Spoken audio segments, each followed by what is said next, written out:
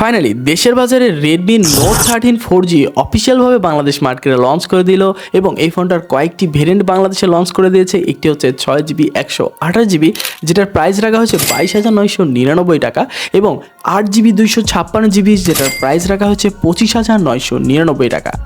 Redmi Note 13 4G এই ফোনটার highlighted ফিচারের মধ্যে মেইনলি রয়েছে এটা একটি অ্যামোলেড ডিসপ্লে এবং কর্নিং গোলাকার স্থির রোটেশনের সাথে এই ফোনটাতে কিন্তু 120 Hz রিফ্রেশ রেট এবং সর্বোচ্চ 1800 নিট পর্যন্ত পিক ব্রাইটনেস পাচ্ছেন। এছাড়াও এই ফোনটাতে কিন্তু ইন ডিসপ্লে ফিঙ্গারপ্রিন্ট সেন্সর রয়েছে যেটা এই প্রাইস পয়েন্টের মধ্যে খুব একটা বেশি দেখা যায় না। এছাড়াও ক্যামেরাতে রয়েছে 108 মেগাপিক্সেলের ক্যামেরা যেখানে রয়েছে ওয়াইএস যুক্ত একটি ক্যামেরা। আরও থাকছে নতুন একটা চিপসেট স্ন্যাপড্রাগন 685। সো এই চিপসেট আপনাদেরকে এই বাজেটের মধ্যে কতটুকু ভ্যালু ফর মানি প্রোভাইড করতে পারবে সকল কিছু থাকছে এই ভিডিওতে বিস্তারিত জানাবো। আমি পারভেজ হাসান আর আপনারা দেখছেন PhZoNe। একটি মতো মিস না করে চ্যানেলটি সাবস্ক্রাইব এবং লাইক করে চলুন শুরু করা যাক। ওয়েট এই ফোনটার বেশ কিছু জিনিস কিন্তু আমাকে অনেকটাই হতাশ করেছে। শুরুতে ফোনটার ডিজাইন নিয়ে কথা বলতে গেলে ডিজাইনটা খুবই চমৎকার, যে কারো পছন্দ হবে। পিছন দিকে ত্রিপল ক্যামেরা সেটআপ রয়েছে যেটা মোটামুটি ইউনিক এবং ফ্রন্ট সাইডে রয়েছে পাঞ্চল কাটআউটের মাধ্যমে একটি বড়সড় ডিসপ্লে যেখানে অ্যামোলেড ডিসপ্লে ইউজ করা হয়েছে এবং চীনের বেজেল এরিয়াটা ডিসপ্লেটার খুবই চমৎকার। সব মিলিয়ে ফোনটার ইনহ্যান্স ফিল কিন্তু খুবই দারুণ। মোটামুটি এই বাজেটের মধ্যে ডিজাইন নিয়ে খুব একটা কমপ্লেন করার জায়গা নেই এবং এছাড়াও এই ফোনটাতে কয়েকটি কালার রয়েছে, প্রত্যেকটা কালারই আপনার কাছে যথেষ্ট আকৃষ্ট করবে এবং যেমনটা আপনারা দেখতে পাচ্ছেন। এছাড়া ফোনটার পোর্শন বাটন সেকশনে সকল রকম পোর্শন বাটনে দেখতে পাবেন, যেমন 3.5mm headphone jack, type C port এবং স্টেরিও সাউন্ড স্পিকারের সুবিধা পাচ্ছেন এবং সাইডে দেখবেন ভলিউম আপ ডাউন বাটন এবং এখানে পাচ্ছেন একটি পাওয়ার বাটন এবং ওপর দিকে দেখবেন যে নয়েজ ক্যান্সেলেশন স্পিকার রয়েছে এবং এই ফোনটা আনলক করতে আপনার ইন ডিসপ্লে ফিঙ্গারপ্রিন্ট সেন্সরটা কিন্তু এখানে ইনবিল্ট পেয়ে যাচ্ছেন। তো এই বাজেটের মধ্যে ইন ডিসপ্লে ফিঙ্গারপ্রিন্ট সেন্সরটা কিন্তু বেশ মারদাঙ্গা। সো ফোনটার ডিজাইন সেকশন মোটামুটি এই বাজেটের মধ্যে খুব দারুণ কিছু এবং সবারই পছন্দ হবে এটা নিঃসন্দেহে।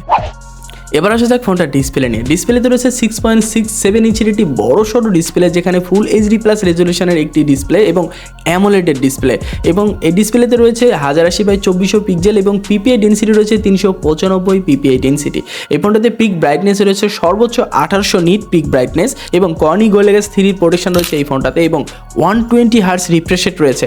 সো সব মিলে এই ফোনটার ডিসপ্লেতে কিন্তু সকল রকমের ফিচারই দিয়ে দিয়েছে একদম ভরপুর। পাশাপাশি 1800 নিট পিক ব্রাইটনেস হওয়ার ফলেও এই ফোনটা ডাইরেক্ট সানলাইটে গেলেও কিন্তু মোটামুটি স্ট্রাগল করছিল এবং এর সেন্সর সেকশনটা একটু মনে হয়েছে ডিলে এবং এই পিক ব্রাইটনেস আপনার যে রয়েছে এটা কিন্তু আপনি খুব একটা বেশি ডিরেক্ট সানলাইটে গেলেও অনুভব করতে পারবেন না যে বেশ ওভার স্যাচুরেটেড বা ওভার ব্রাইটনেস জনিত প্রবলেম আপনি ফেস করবেন না।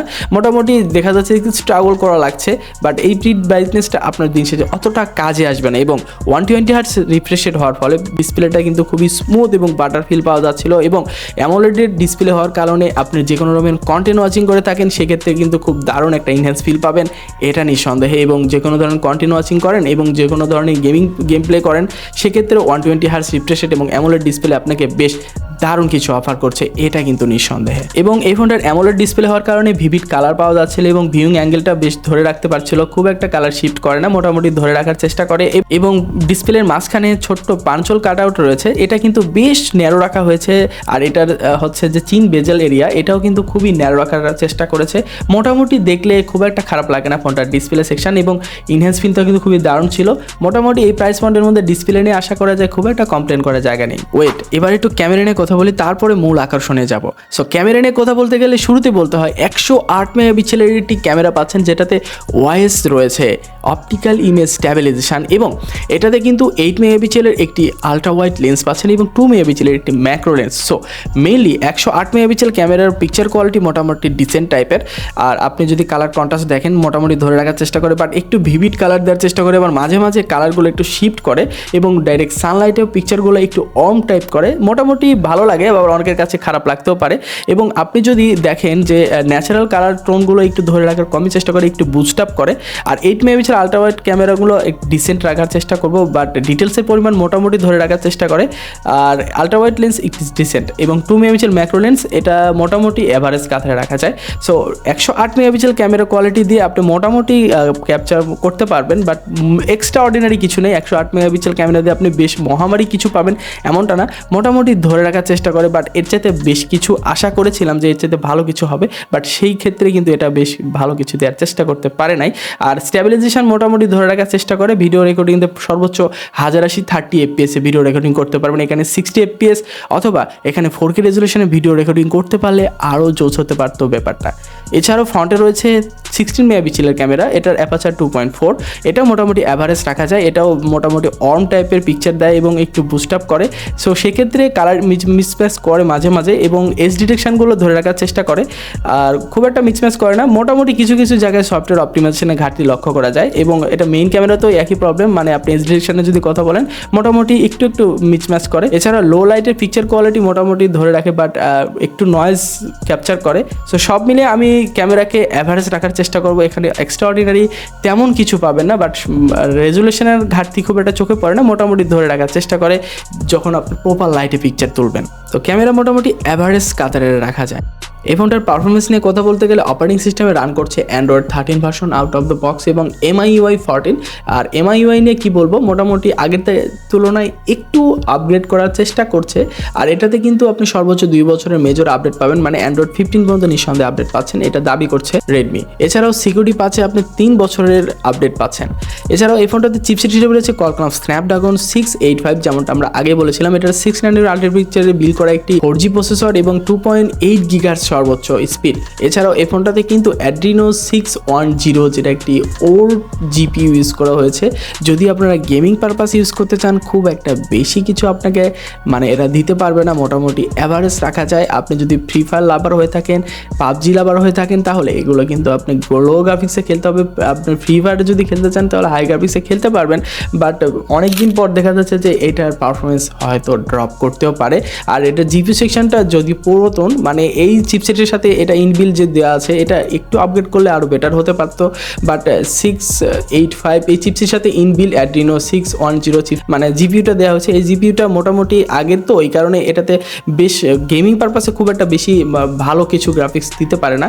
তো মোটামুটি আপনারা যারা লো গেমার রয়েছেন, মানে খুব বেশি হাই গেমার না, তাদের জন্য এই চিপসেটটা ইজ গুড। বাট আপনি যদি হেভি লেভেলের গেমার হয়ে থাকেন তাহলে এই চিপসেটটা আপনাকে অ্যাভয়েড করা উচিত। মানে এর চেয়ে অল্টারনেটিভ আরও ভালো ভালো চিপসেট রয়েছে, সেগুলো ফোন আপনার কেনা উচিত।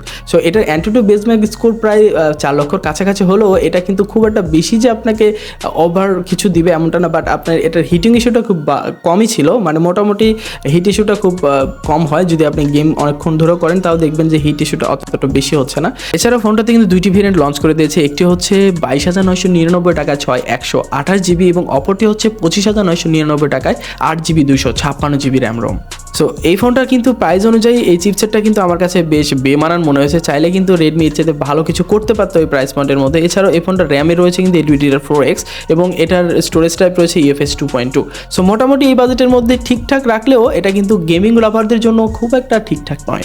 এছাড়া ফোনটাতে কিন্তু 5000 mAh এর ব্যাটারি ইউজ করা হয়েছে এবং 33 ওয়াটের চার্জার ইউজ করা হয়েছে, যেখানে মানে 29 মিনিটে আপনার 50% চার্জ হয়ে যাবে 0 থেকে এবং 70 মিনিটে পুরোপুরি 100% হয়ে যাবে, এটা দাবি করছে। তো মোটামুটি 33 ওয়াট চার্জার, 5000 mAh এর ব্যাটারি, যে টুডে একদিনে আপনি হচ্ছে সারাদিন অনায়াসে পার করতে পারবেন। ওয়েল, সব মিলিয়ে যদি বলতে যাই তাহলে রেডমি নোট 13 4G এই ফোনটি আসলে কাদের জন্য? যারা আসলে নর্মাল ইউজার রয়েছেন, ভালো একটা ডিসপ্লে লাগবে, ভালো ডিজাইন লাগবে, র্যাম রোম বেশি লাগবে, ইন ডিসপ্লে ফিঙ্গারপ্রিন্ট সেন্সরটা খুবই আপনার পছন্দের, তো তারা ইজিলি নিতে পারেন। আর আপনার পারফরমেন্স নিয়ে খুব একটা সিরিয়াস না, পারফরমেন্স অতটা বেশি মহামারী দরকার নেই, তাদের জন্য এই ফোনটা ইজ পারফেক্ট। আপনারা যদি পারফরমেন্স নিয়ে খুব সিরিয়াস থাকেন তাহলে এই ফোনের তুলনায় অন্য কোনো ফোন নিলে আমার মনে হয় বেটার হয়, এবং ইউআই জনিত প্রবলেম যদি ফেস না করতে চান তাহলে আমার মনে হয় অন্য অল্টারনেটিভ ফোন খোঁজা উচিত, কারণ এটার ইউআইতে মোটামুটি বাগস দেখা যাচ্ছে এবং এটার পারফরমেন্স কিন্তু খুব একটা বেশি আপনাকে দিতে পারবে না যদি আপনি গেমিং করে থাকেন বা গেমার হয়ে থাকেন। তো তাদের জন্য রিকমেন্ডেড থাকতো অবশ্যই আপনি অল্টারনেটিভ কোনো ফোন চাইলে দেখতে পারেন এই প্রাইস পয়েন্টের মধ্যে। আর ফোনটার প্রাইস যেহেতু 23,000 টাকায় 6228 এবং 856GB রেট রাখা হয়েছে 27,000 টাকা। সো এই ফোনটার প্রাইস কিন্তু আমার কাছে মনে হয়েছে এই সময় এসে একটু বেশি। যদি আপনার প্রাইসটা একটু কম রাখা যেত তাহলে আরও জোশ হতে পারতো। আমার ব্যক্তিগত অভিমত আপনাদেরকে প্রকাশ করেছি এবং বাদ বাকি ইচ্ছা হচ্ছে আপনার, আপনি এই ফোনটা পারচেস করবেন নাকি করবেন না সেটা সম্পূর্ণ আপনার দায়িত্ব। সো আপনাদের এই ভিডিওটি কেমন লেগেছে অবশ্যই জানাতে ভুলবেন না এবং ভিডিওতে লাইক এবং চ্যানেলটি সাবস্ক্রাইব করতে অবশ্যই ভুলবেন না। আজকের মতো বিদায় নিচ্ছি, আমি পারভেজ হাসান, আল্লাহ হাফেজ।